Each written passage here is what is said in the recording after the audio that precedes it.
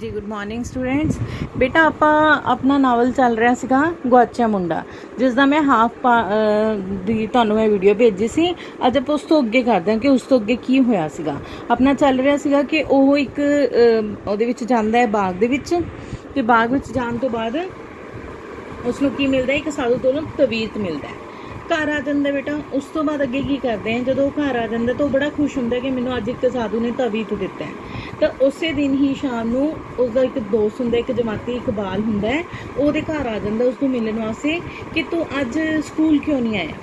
उस तो पूछता कि तू अज स्कूल क्यों नहीं आया, तो उसको एवं बहाना लगा देंगे। लेकिन उसके मन की होंगी खुशी होंगी तवीत मिलन की कि इस तवीत के नाल मैं हुण स्कूल का सारा काम कर पाऊँगा तो मैं अपनी पढ़ाई के अगे होके दिखाऊँगा। तो वह उसनों कुछ नहीं दसदा हैगा, लेकिन वह तवीत लैंदा है तो उसनों कह दिंदा है कि मैं कल नूं स्कूल जरूर आऊँगा, मैं कल नूं स्कूल आऊँगा। तो ये ना कह के तो फिर उस तो बाद ना उस तो मतलब अपना होमवर्क करना शुरू कर दिंदा है। उस तो इकबाल तो पूछ के अपना होमवर्क करना शुरू कर दिंदा है। बट वो इकबाल नूं कोई भी ऐसी गल नहीं दसदा हैगा कि मैं मतलब कोई जादू टोनिया के चक्कर में पै गया या मैनू कोई तवीत मिल गया। बस उन्होंने इन्ना गल कहता है कि मैनू एक चमत्कारी चीज़ मिली है जिहड़ी मैं तैनूं बाद विच दसांगा, उसका की फायदा हुंदा है कि नहीं हुंदा। इकबाल नूं इन्ना तो पता चल जाता है कि वो जादू टोने के चक्कर में फसिया होया, लेकिन बट जिहड़ा घोगा हुंदा है वो उसनूं अपने मूँह कोई भी गल दसदा नहीं है। अगला दिन आता है, जो उन्हें कहा भी मैं अगले दिन स्कूल आवांगा, तो अगला दिन आता है। अगला दिन किहड़ा हुंदा, बुधवार का दिन हुंदा है। तो इस दिन नूं शुभ मानदा है कि शुभ दिन, इस दिन तवीत वाला काम भी मैनूं करना चाहिए। तो पंडित ने उन्होंने की कहा सी, ये तवीत है जिहड़ा ये तैने घोल के पीना है। तो वह की करता है, सवेरे उठता है, सवेरे उठ के तवीत नूं घोलदा ते पानी दे विच घोल के तवीत नूं पी के ते जिहड़ा खाली तवीत हुंदा उसनूं सुੱਟ दिंदा अपनी छत दे उत्ते। जो छत दे उत्ते सुੱਟ दिंदा है तो उसनूं ये हो जाता है कि हुण मेरे सारे काम जिहड़े भी कोई होणगे, सारे काम की होणगे, बहुत वधिया होणगे। घरों बाहर निकलता है, घरों बाहर निकल के देखता है कि उसकी जी गुआंढन होंगी है, नाल वाली ताई जी होंगी है, ताई कहता होंगे उसनों, वो गालां कढ़ रही होंगी है बाहर खड़ी। तो वह समझ आता है कि मैंने जो जादू का तवीत से जो उपर उछाल के सुट्टिया सी, वो मैनूं लगता है छत से नहीं बल्कि इन्हों के घर डिग गया, ताई उन्होंने घर डिग गया। इस करके वो गली के खड़ी होकर की कर रही है, गालां कढ़ रही है। लेकिन वो इस गल वाल ध्यान नहीं दिंदा ते सीधा अपने स्कूल वाल तुर पैंदा है। उस तो बाद बेटा वो मतलब जाता है जो स्कूल, तो उस तो बाद सोचता है कि मैंने अज देखना है कि मेरे तवीत का असर की हो रहा है। लेकिन जो स्कूल जाता है उसका उही पहला वाला हिसाब किताब होंगे, उसका पढ़ाई में मन नहीं लगता है। उसके अध्यापक तो उस तरह उसनों सज़ा मिलती है, डांट पैंदी है, डांट सारे उसनों पूछते हैं गोपी नूं कि तू कल मैं तेनों साधु वाले धूनी दे कोल देखे सी। गोपी उन्होंने पूछता है कि मैं कल तेनों धूनी वाले साधु दे कोल देखा सीगा, ते वो साफ ही मुकर जाता है कि नहीं मैं नहीं कोई होर होवांगा। कहता नहीं, वो फिर कहता फिर उसनों कहता मैं तेनों देखा सी, मैं तेनों आवाज़ भी मारी सी, लेकिन फिर मनन तो इनकार कर दिंदा है। एक दिन पूरा बीत जाता, उसनों लगता है कि मैनूं तवीत का कोई असर नहीं होया। लेकिन जिहड़ा धूनी वाला बाबा से उसने उसनों कदों बुलाया सी, अगले शनिवार के दिन भी तू हुण अज शनिवार नूं तवीत लै जा मेरे कोलों, तू अगले शनिवार आई तो और मैनूं दस्सी कि तैनूं किन्ना कुछ फायदा होया इस तवीत का। शनिवार आ जाता है, लेकिन उसनूं तवीत का कोई फायदा नहीं होंदा, ना तो उसका पढ़ाई वाल मन लग रहा होंदा है, ना उसनूं ये सोचदा कि मेरा अध्यापक मैनूं है जिहड़ा मतलब डांट तो भी नहीं बचता, उसनूं डांट भी उवें पैंदी है। शनिवार आ जाती है तो शनिवार छुट्टी तो बाद जो स्कूल की छुट्टी होंदी है उस तो बाद वो धूनी वाले साध के कोल चला जाता है। लेकिन वो सारे बाग दे विच धूनी वाला साध लभ लैंदा है, लेकिन उसनूं साध नहीं लभदा। तो एक बंदे तो पूछदा भी इत्थे एक धूनी वाला साध बैठा हुंदा सी, वो कित्थे, मैनूं दिख नहीं रहा। तो कहंदे वो तो एक ठग सीगा जो सारा तो पैसे ठग के लै जांदा सी। फिर उदास हो जाता है कि वो तो मेरे तो भी मेरी घड़ी वगैरह ठग के लै गया। तो उदास होया अपने घर आ जाता है, हौली हौली उसनूं पता चल जाता है कि मेरा हुण कुछ नहीं हो सकता। फिर उसके दिमाग में की आती है एक सोन काटो, जिहड़ी उहदे ख्यालों दे विच पहलां ही सीगी, सोन काटो दे ख्यालों दे विच आंदी है। फिर ਉਹਦੀ तलाश ਦੇ ਵਿੱਚ ਬਾਗ ਦੇ ਵਿੱਚ ਫਿਰਨਾ ਸ਼ੁਰੂ ਕਰ ਦਿੰਦਾ ਹੈ ਤੇ ਪ੍ਰਮਾਤਮਾ ਅੱਗੇ ਅਰਦਾਸ ਕਰਦਾ ਹੈ ਕਿ हे परमात्मा ਮੇਰੀ ਪੜ੍ਹਾਈ ਵਿੱਚ ਮਦਦ ਤਾਂ ਹੀ ਹੋਏਗੀ ਜੇ ਮੈਨੂੰ ਸੋਨ ਕਾਟੋ ਮਿਲੇਗੀ। कुछ देर बाद उसनों इस तरह लगता है कि मेरे को सोन काटो आई है, यानी कि वो महसूस कर रहा है, उसनों कल्पना हो रही है कि मेरे को सोन काटो आई है।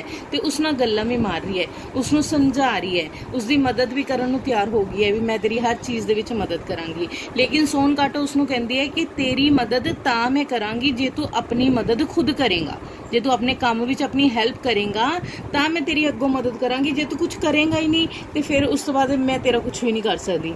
तो कहता ठीक है मैं तेरी गल मनण नूं तैयार हाँ, मैं सारे कामों वाल ध्यान दूंगा, लेकिन तेनों भी मेरी एक गल मननी पेगी। वो कहती मैनूं तेरी की गल मननी पेगी, वो कहती भी एक तो तू गायब ना होई, एक मेरा सारा होमवर्क करवाई। उस तो बाद प्रश्न ਜਿਹੜੇ ਵੀ ਇਮਤਿਹਾਨ ਦੇ ਵਿੱਚ ਪੇਪਰਾਂ ਦੇ ਵਿੱਚ ਮੇਰੇ ਕੁਐਸਚਨ ਆਣਗੇ ਉਹਨਾਂ ਨੂੰ ਸਾਰਾ ਤੂੰ ਹੱਲ ਕਰਵਾਈ। ਇਹ ਸਾਰੀਆਂ ਕਹਿੰਦਾ ਜੇ ਤੂੰ ਚੀਜ਼ਾਂ ਕਰੇਂਗੀ ਤਾਂ ਫਿਰ ਮੈਂ ਵੀ ਤੇਰੀ ਗੱਲ ਮੰਨਾਂਗਾ ਕਿ ਮੈਂ ਪੜ੍ਹਾਈ ਵੱਲ ਧਿਆਨ ਦੇਵਾਂਗਾ। ਉਹ ਕਹਿੰਦੀ ਹੈ ਸੋਨ ਕਾਟੋ ਉਸਨੂੰ ਕਹਿੰਦੀ ਹੈ ਕਹਿੰਦੀ ਜੇ ਸਾਰੇ ਕੰਮ ਇਹ ਮੈਨੇ ਹੀ ਕਰਨੇ ਤਾਂ ਤੂੰ ਕੀ ਕਰਨਾ ਹੈ, ਤਾਂ ਤੈਨੇ ਕੀ ਕਰਨਾ ਹੈ। ਲੇਕਿਨ ਉਹ ਫਿਰ ਵੀ ਉਹ ਕਹਿੰਦਾ ਵੀ ਮੈਂ ਜੇ ਤੂੰ ਇਹ ਸਾਰੀਆਂ ਚੀਜ਼ਾਂ ਮੇਰੀ ਮੰਨੇਗੀ ਤਾਂ ਮੈਂ ਮਤਲਬ ਆਪਣਾ ਸਾਰੇ ਕੰਮਾਂ ਵੱਲ ਧਿਆਨ ਦਊਂਗਾ। ਉਹ ਮੰਨ ਜਾਂਦੀ ਹੈ ਕਹਿੰਦੀ ਠੀਕ ਹੈ, ਲੇਕਿਨ ਤੈਨੂੰ ਪਹਿਲਾਂ ਆਪਣੇ ਕੰਮਾਂ ਨੂੰ ਕਰਨ ਵਾਸਤੇ ਤੈਨੂੰ ਆਪ ਨੂੰ ਖੁਦ ਤਿਆਰ ਹੋਣਾ ਪੈਣਾ, ਤੂੰ ਆਪ ਪਹਿਲਾਂ ਧਿਆਨ ਦੇਈ। ਮੰਨ ਜਾਂਦਾ। ਘਰ ਆਉਂਦਾ, ਘਰ ਆ ਕੇ ਸੋਨ ਕਾਟੋ ਦੇ ਮਿਲਣ ਦੀ ਖੁਸ਼ੀ ਦੇ ਵਿੱਚ ਉਹ ਬਹੁਤ ਖੁਸ਼ ਹੁੰਦਾ ਕਿ ਹਾਂ ਮੈਨੂੰ ਅੱਜ ਸੋਨ ਕਾਟੋ ਮਿਲ ਗਈ, ਜਿਸ ਤਰ੍ਹਾਂ ਮੈਂ ਚਾਹੁੰਦਾ ਸੀ, ਮੇਰਾ ਸਾਰਾ ਕੰਮ ਪੂਰਾ ਹੋ ਗਿਆ। ਤਾਂ ਫਿਰ ਘਰ ਆ ਕੇ ਉਹ ਦੇਖਦਾ ਹੈ ਕਿ ਸੋਨ ਕਾਟੋ ਦੇ ਖਿਆਲ ਦੇ ਵਿੱਚ ਹੀ ਰਹਿੰਦਾ ਹੈ ਤੇ ਘਰ ਆ ਕੇ अपनी कॉपी चुकता है, किताब चुकता है, उसकी माँ बड़ी खुश होंगी, अपने आप पढ़न बह जाता है, टाइम सिर रोटी खाता है, टाइम सिर सारे काम करता है, टाइम सिर सो जाता है। तो ये सारिया चीज़ां माँ देख के बड़ा खुश होंगी है। तो वो मन के आंदा है कि ये सारा कुछ मैंने कौन करा रहा, सोन काटो करवा रही है, सोन काटो की मदद नाल मैं सारे काम है जोड़े वो कर रहा। हुण उसके अंदर पूरा विश्वास हो जाता है कि मैं हुण सोन काटो मेरे नाल है तो मैं जो भी कुछ करांगा मेरा सारा कुछ ठीक होएगा। स्कूल जाता है, स्कूल दे विच अपने अध्यापक नूं मिलदा है, अध्यापक की सारी गल नूं चंगी तरह सुनता है तो उन्होंने हर प्रश्न है जिहड़ा उन्होंने बड़ा अच्छी तरह समझ आन लग जाता है। हरेक पीरीयड दे विच हुण मस्तियां नहीं करता, बल्कि हरेक पीरीयड दे विच की करता है अध्यापक की गल नूं ध्यान नाल सुनता है ते उन्हां दे क्वेश्चनां नूं मतलब सुनन दी उत्सुकता रखता है। तो सारे इसनूं देख के बड़े हैरान होंदे। इसदे जिहड़े दोस्त होंदे, एक इकबाल हुंदा है, एक गोपी हुंदा है, एक सतीश हुंदा है, एक बुरी हुंदा है। ये जिहड़े सारे दोस्त हुंदे ना ये बड़े हैरान होंदे कि इहदा पढ़ाई विच बिल्कुल मन नहीं सी। उन्हां नूं किहड़ी ऐसी चीज़ पता चल गई है, किहड़ी ऐसी चीज़ मिल गई जिस दे नाल पढ़ाई वाल बहुत इंटरस्ट लै रहा है। लेकिन बहुत मेहनत करता है, मेहनत करन तो बाद दिन रात अपनी मेहनत करता है। तो उस तो बाद साल का जो रिजल्ट आता है, जो सालाना इम्तिहान होंगे तो वो की आता है, सैकेंड आता है। वो सारा कुछ यही सोचता है कि मैंने सोन काटो की मदद के नाल मेरा सारा कुछ हो रहा है। मैं किसी को इसके बारे दसना नहीं, जो मैं किसी को सोन काटो के बारे दसदा तो मेरे सारे दोस्त भी ना मेरे तो अगे निकल जाएंगे।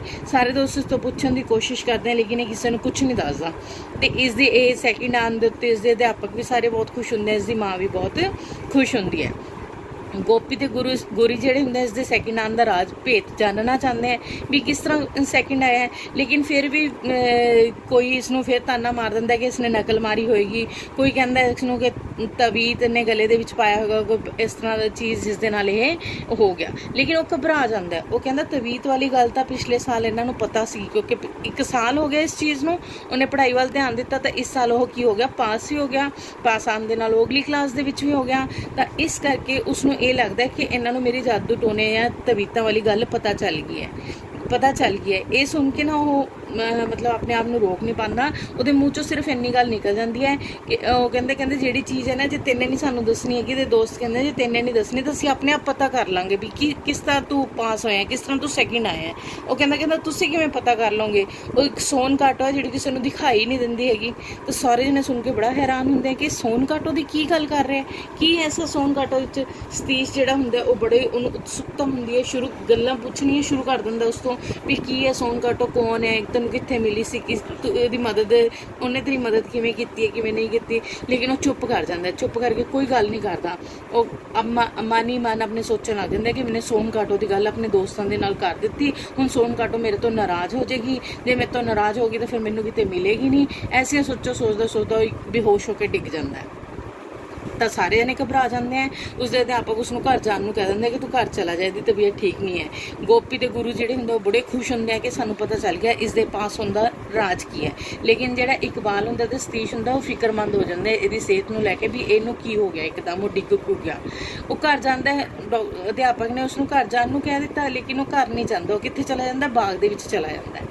बाग दे विच जाके फिर सोन काटो लभणियां शुरू कर दिंदा कि मेरी सोन काटो है कित्थे है, किते वो मेरे तो नाराज़ तो नहीं होगी। सारे किते सोन काटो नूं लभदे लेकिन उसनूं सोन काटो किते नहीं मिलती। निराश हो जाता है, निराश होकर उच्ची उच्ची आवाज़ां मारदा सोन काटो नूं कि तू कित्थे है कित्थे, लेकिन सोन काटो कोई भी आवाज़ नहीं दिंदी। उत्थे एक माली हुंदा, माली नूं पुछदा कि इत्थे मेरी सोन काटो सी, लेकिन माली कहंदा ऐसी कोई चीज़ सीगी नहीं। तो वो उहदियां गल्लां तो पिछा छड़ाउण दे लई उत्थों चला जाता है। सारे जाने सारे किते उसनूं लभ के थक हार जाता है। थक हारन तो बाद वो सूरज जो छिपन लगता है तो फिर उस तो बाद उसनूं सोन काटो किते नहीं मिलती। तो फिर चुपचाप की करता है, अपना बस्ता चुक के अपने घर आन लग जाता है।